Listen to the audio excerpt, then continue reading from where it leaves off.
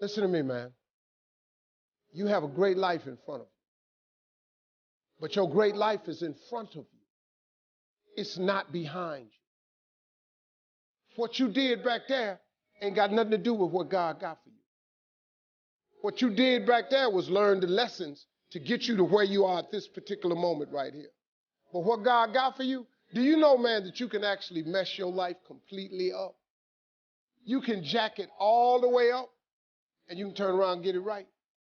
Whatever you focus on, that's what you're going to continue to multiply and expand in your life. But if you focus on what you don't have, if all you can do is point out the negative things in your life, whatever you focus on, you're going to expand that. Some people, all they can do is complain. We all have had experiences in our lives that if we permit these experiences to do so, we will allow them to weigh us down. If we permit them to do so, they will be luggage that will be dragging through life, holding us down, stifling our potential to give and to contribute in life. If we continue to carry all of these things, we can never be open to the love and the abundance and the opportunity that life has to offer us because we are so full with what we've got. Do you realize that every day you thought you wasn't going to make it? Do you remember them days where you thought it was absolutely unbearable and you thought you wasn't going to endure that one? Do you know that your survival rate for every last one of them bad days is 100%? Your track record for surviving bad days is 100%. That's a fact. All you got to do is start changing the way you think. You can protect yourself from negativity. And that's what stops most people, negative thoughts. You can coat your mind from negativity. The way you can put a coating around your mind is with one simple thing, gratitude. Gratitude erases negativity. When you're showing a spirit of gratitude for what I got, not that you're satisfied with it, but you're grateful for what you got. Develop a spirit of gratitude. I'm thankful for life. I'm thankful to be an American. I'm thankful to be on this part of the planet. I'm thankful to see another day. No, things aren't what I want them to be. No, I don't have all the things I want to have. But I'm thankful that I'm still here. I have another opportunity, another day to live, another chance to contribute, another chance to make a difference in life. The moment you start feeling abundant and worthy, you are generating wealth. The moment you're empowered and feel it, you're beginning to step towards your success. The moment you start feeling whole, your healing begins. And when you love yourself and you love all of life, you'll create an equal. And now you're causing an effect. I feel very strongly that we can make an incredible difference in life. Phyllis Marx said, giving empowers you because taken to its ultimate, what you are really giving is love. Love is the motivating force behind the infinite supply of universal energy. Love truly makes the world go round. And as with anything circular, it's going, keep coming back.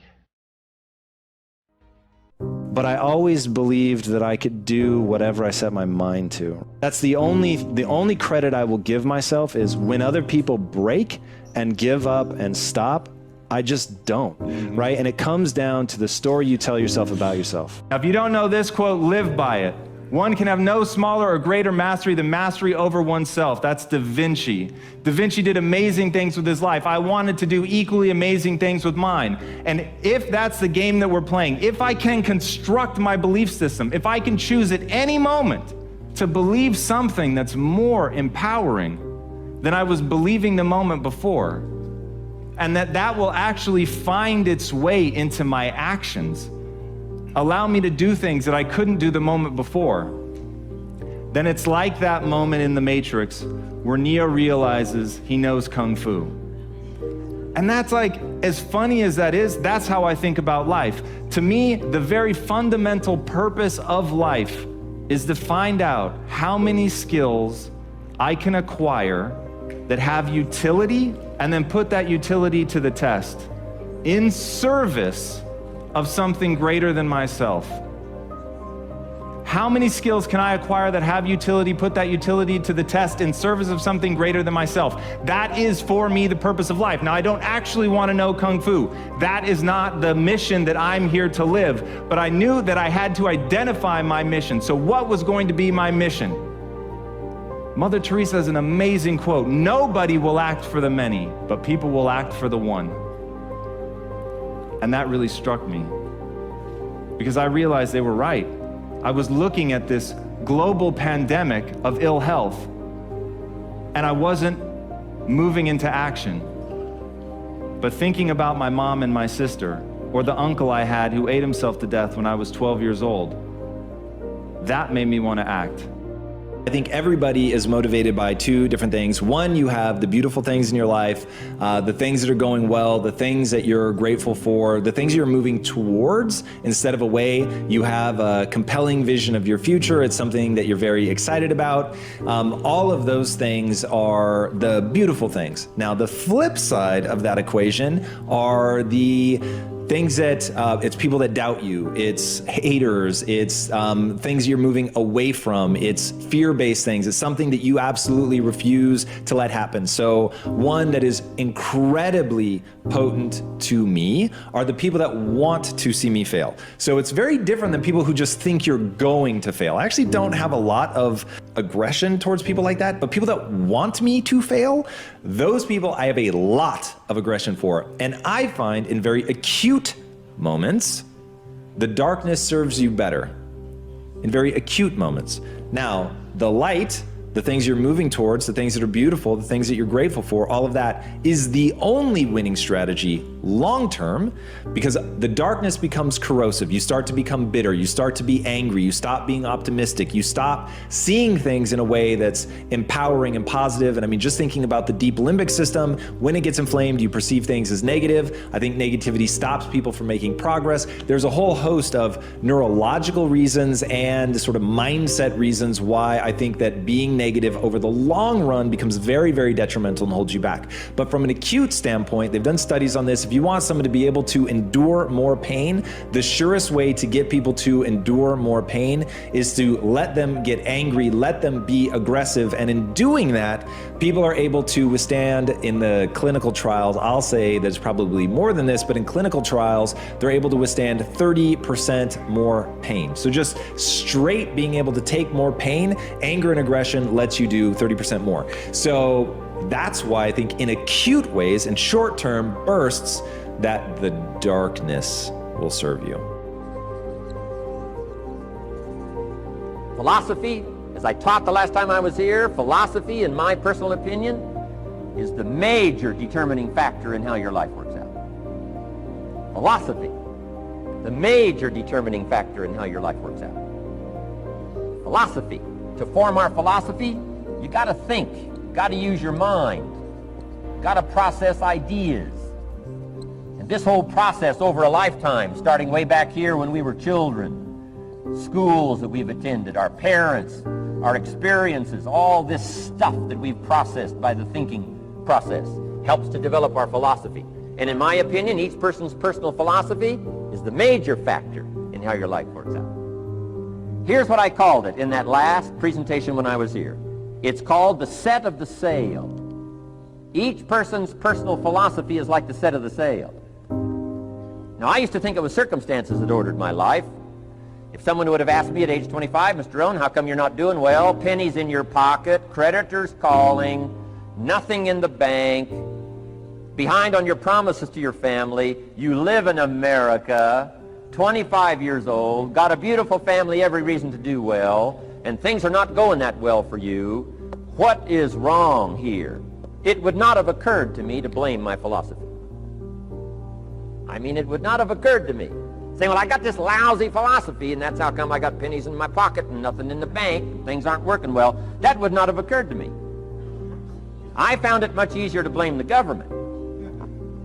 Much easier to blame the tax problem. I used to say taxes are too high. Top tax rate when I first started paying taxes, 91%. Back then, when your income reached a certain level, all your income over that, 91%. So I used to say that's too high. Now, the top tax rate's about 33%. But people are still saying what? Taxes are 2. See, but you can't use that anymore.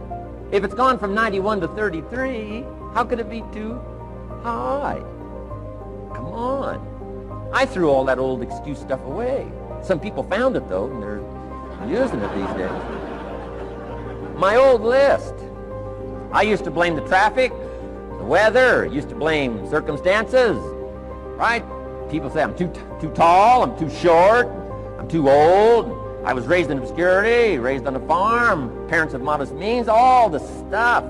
If you were to ask me, how come you find yourself here, Mr. Rohn, age 25, living in America, land of abundance and opportunity, pennies, zero in the bank, not doing well, creditors calling, it would not have occurred to me to blame my philosophy.